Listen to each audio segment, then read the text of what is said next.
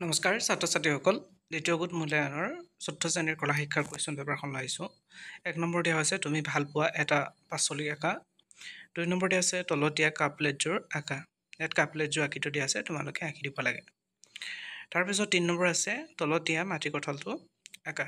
এটা মাটি কঁঠাল দিয়া আছে, মাটি কঁঠালটো তোমালোকে আঁকিব লাগিব।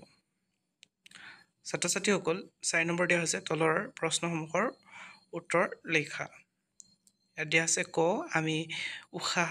আমি নিশাহত এৰি দিয়া গেছবিধৰ নাম কি? খ ট্ৰেফিক লাইটৰ ৰং কেইটাই কি বুজায়? আৰু গ হৈছে বিষ্ণুপ্ৰসাদ ৰাভাৰ মাতৃ আৰু পিতৃৰ নাম লিখা। আৰু ঘ নম্বৰ হৈছে ফ্ৰান্সৰ ৰাজধানী কি? ঙ নিয়মমতে খৰচ কৰা লোকক কি বোলে? আৰু 5 নম্বৰ হৈছে হাতৰ কাম। এইখনেই আছিল ক্লাছ 4ৰ কলা শিক্ষাৰ কুৱেশ্যন পেপাৰখন। ছাত্ৰ ছাত্ৰীসকল ইয়াৰ আগতে মই চতুৰ্থ শ্ৰেণীৰ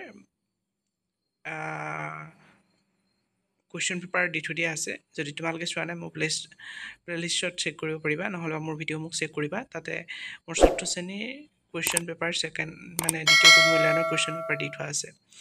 আৰু যদি ভিডিঅ'টো প্ৰথমবাৰ আহিছা চেনেলটো ছাবস্ক্ৰাইব কৰি ল'বা। Thank U.